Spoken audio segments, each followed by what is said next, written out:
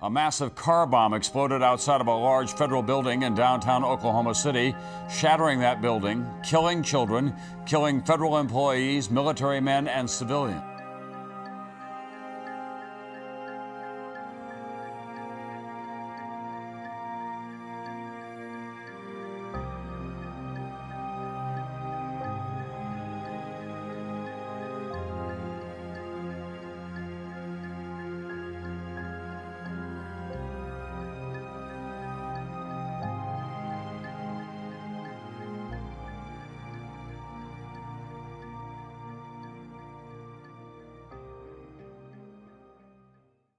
Timothy McVeigh almost got away with bombing the Alfred P. Murrah building. I cannot stress how close he was to slipping through the hands of law enforcement. He was in a bond hearing when federal agents had taken him into custody. I have hinted throughout this series the kind of man McVeigh was, but this is where I'm going to go more into detail. First thing to know about Timothy McVeigh was, he was a massive nerd. No, seriously, he was. He once compared the bombing of the Alfred P. Murrah building to blowing up the Death Star. In his mind, he reasoned that there were people working on the Death Star who did no wrong to anyone, and yet Luke Skywalker killed them as well. But that is a movie, and what he did was real life. But it shows he thought himself a hero, doing what needed to be done in his own mind in order to stop what he considered to be an evil empire. And in the case of that evil empire, it was the United States government. Born in Lockport, New York on April 28, 1968, he spent most of his life in the area of Pendleton, New York after his parents divorced and his father gained custody of him. According to him, as a child he was bullied, but classmates who remembered him suggested the worst he got was teased, just being called Noodle. While he was shy in his early years, he apparently grew to have an outgoing and goofy personality. Still, he would fantasize about getting back at who he claimed were bullies, instead of doing anything about them. At a young age, he was apparently gifted with computers, and his teachers thought that's what he would go into. But instead, he became more interested in guns after his grandfather introduced him to firearms. He dreamt of being a gun shop owner, which also led to his interest in survivalism, his obsession with magazines like Soldier of Fortune, and then his obsession with the book The Turner Diaries. But here comes the fun part. Remember he had anti-government sentiments as a teen? Yet in 1988, he joined the US Army. It is where he met Terry Nichols and Michael Fortier, who turned out to be the only two people willing to listen to him talk about the Turner Diaries. He became a gunner on a Bradley fighting vehicle. He also got reprimanded for wearing a white power t-shirt he got at a KKK rally. Again, he said he wasn't racist, but every sign points to him being a racist. He was also a part of Operation Desert Storm, which makes him a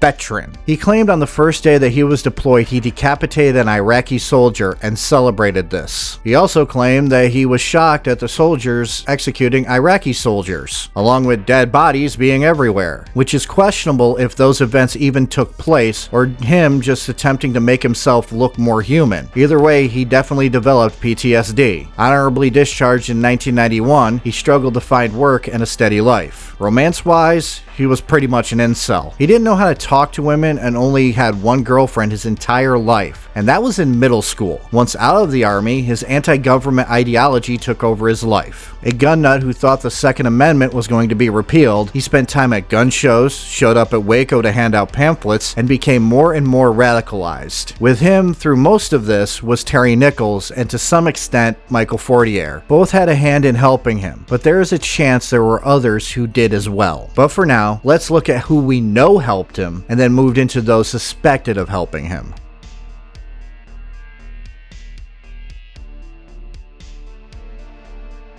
If everything I said about Timothy McVeigh makes you think that he's a whack job, well, Terry Nichols is worse. Born on April 1st, 1955 in Lapeer, Michigan, Nichols shared a lot of the same thoughts as McVeigh. Love of guns, survivalism, possible racist, anti-government, but Nichols' school days show a shy child, but book smart and a good artist. He graduated high school in 1977 with a 3.6 grade point average. He tried college, didn't pan out. Tried being a farmer after his brother was badly burned, was boring. He even one-upped McVeigh, he could talk to women and got married. But she divorced him when he entered the army in 1988. He was 33 at the time and couldn't really keep up with anyone. But it was in the army that he met McVeigh and the two grew a friendship based off of guns, hating the government, and learning how to cook a skunk on a stick.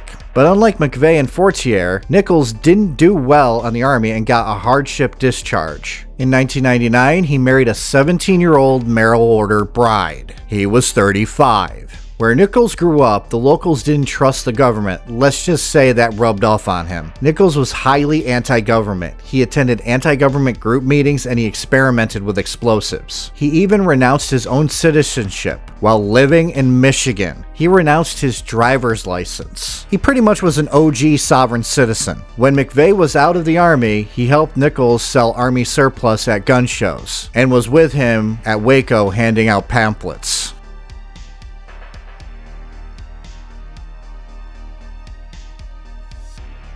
I mentioned Michael and Lori Fortier before, but I didn't add much to it. They knew about the bombing. Michael was born in 1968. He met Timothy McVeigh and Terry Nichols when they were all in the Army, but Michael was honorably discharged in 1991. He kept contact off and on with McVeigh. McVeigh showed Michael and his wife a diagram of the bomb, even asked if they were willing to help him, but Michael said no. But he did help McVeigh scout the building out. Lori also helped by laminating a fake driver's license for McVeigh, but Michael would be arrested and got a plea deal. He would agree to testify against Nichols and McVeigh if his wife went free, and he would be given 12 years in prison. He would get out in 2006 and enter witness protection. So Michael, Lori Fortier, and Terry Nichols were all known to have helped him. Time to talk about those who are suspected of involvement.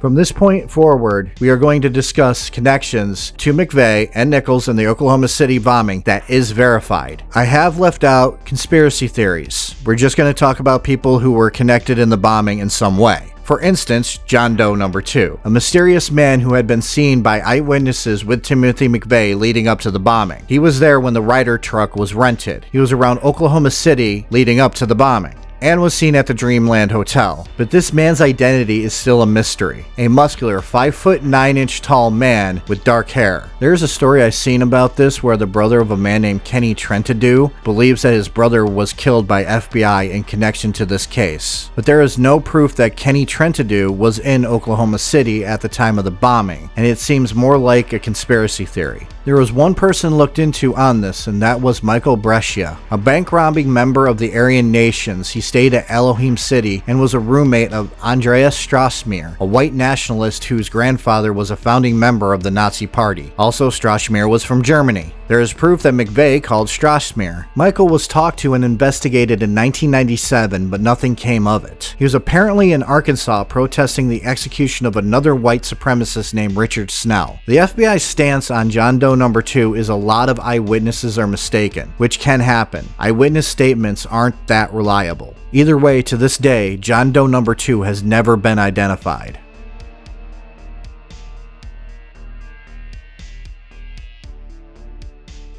I mentioned the Aryan Nations in the last segment. Well, the militant wing of that group is called the Aryan Republican Army, or ARA for short. These guys were bank robbers, and it wasn't just Brescia that McVeigh had contacts with. One of the founders, Richard Lee Guthrie, had ties to McVeigh. 5 separate women in nightclubs in Tulsa have claimed that Brescia and other members of the ARA were spotted with McVeigh. Guthrie even bore a resemblance to John Doe number 2. Not only that, but apparently Jennifer McVeigh has stated that her brother Timothy McVeigh also helped them in some of the robberies. The ARA were common in Elohim City, which is where all of this connects, to a place founded by the Christian Identity Movement, a place where white nationalists called home.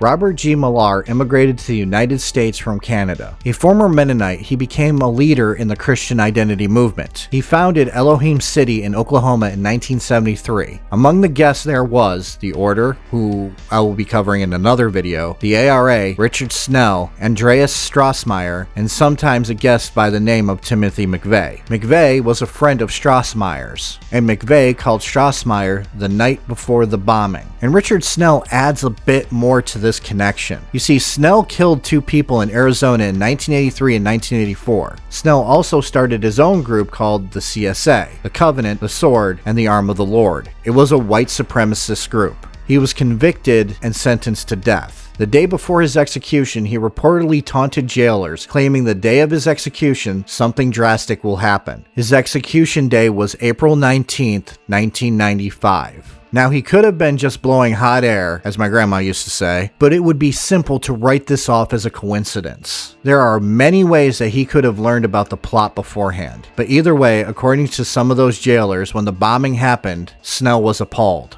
Simply put, there is a lot of evidence, circumstantial or otherwise, that there were more than just Terry Nichols, Michael Fortier, and Timothy McVeigh that had a hand in the plot of the Oklahoma City bombing. Whether others knew about it or participated in it, there is enough evidence to say that the FBI hurried to close the investigation without looking deeper. They had Nichols, they had McVeigh. Anyone else didn't matter in their eyes.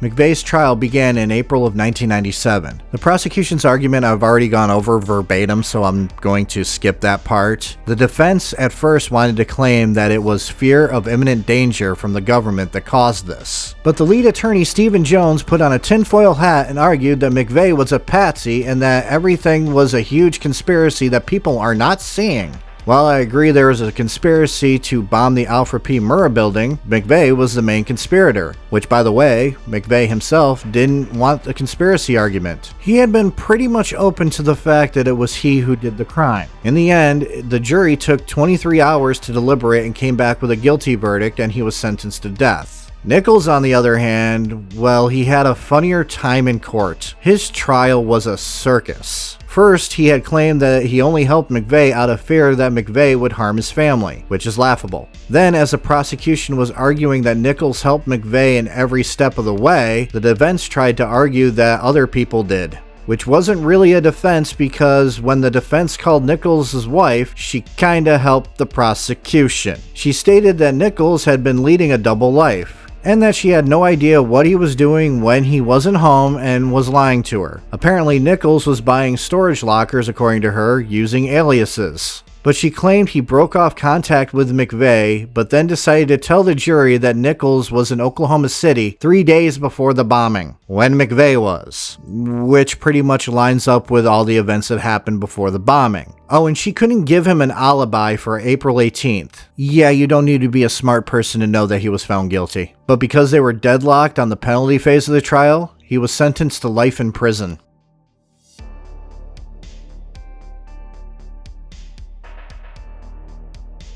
Interesting fact, McVeigh shared the same cell block as the Unabomber and Ramzi Youssef. He also called the children who died collateral damage. Then tried to explain that is what we do in war. We bomb people. Innocent people get caught in the crossfire and is collateral damage. But considering that he knew the daycare was there and tried to pretend that he didn't, he is full of shit. Anyways, he also said he wasn't afraid of dying. That was until a discrepancy in the case allowed him to seek judicial review and a possible appeal, to which that was denied. On May 16, 2001, he was executed. His final meal was 2 pints of mint chocolate chip ice cream. And his final words were the poem Invictus. Back in 1997, old Billy Boy Clinton signed an executive order that any veteran who had been convicted of a capital crime could not be buried in military cemeteries all over the country. So Noodle Tim was cremated and his ashes were given to his lawyer. Where they are now, no one knows. I highly doubt anybody cares, but I hope hell is hot enough for him.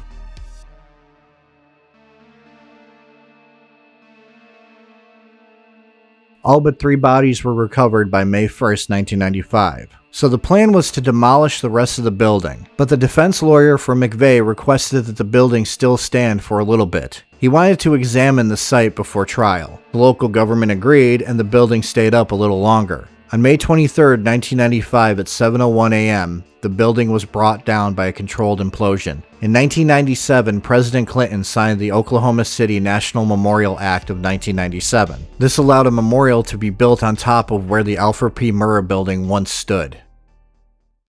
We come here to remember those who were killed, those who survived, and those changed forever.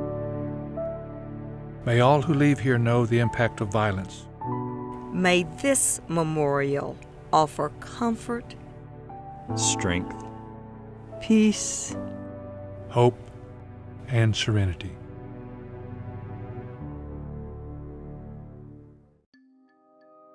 A bronze structure that marks the formal outdoors area of the park. On it bears the time 9:02 and 9:01, as well as an inscription that reads, "We come here to remember those who were killed, those who survived, and those changed forever. May all who leave here know the impact of violence. May this memorial offer comfort, strength, peace, hope, and serenity." Beyond the gates of time is a reflecting pool, then a field of empty chairs. 168 empty chairs right where the building once stood. The only remaining portion of the building is now called the Survivors' Wall. It is inscribed with the names of the survivors of the bombing. A tree that survived the bombing sits within the park. There is more in the park, but I wanted to cover these things. The park is operated by the National Park Service and is open day or night. The park was opened on April 19, 2000, on the 5th anniversary of the bombing. Little did we know on April 19, 2000, while the park was being commemorated, that in more than a year later, we would suffer another attack. This time not from within, but from outside. An attack that would overshadow this one. When planes were hijacked and deliberately crashed into the Pentagon, a field in Pennsylvania, and the World Trade Center. As much as I agree we should remember 9/11, we should also remember 4/19. As both we can say, never again will we let terrorists bring down our spirits, nor will we live in fear. Let's remember the sacrifices of rescue workers made in both cases. Remember those who survived and those who were lost.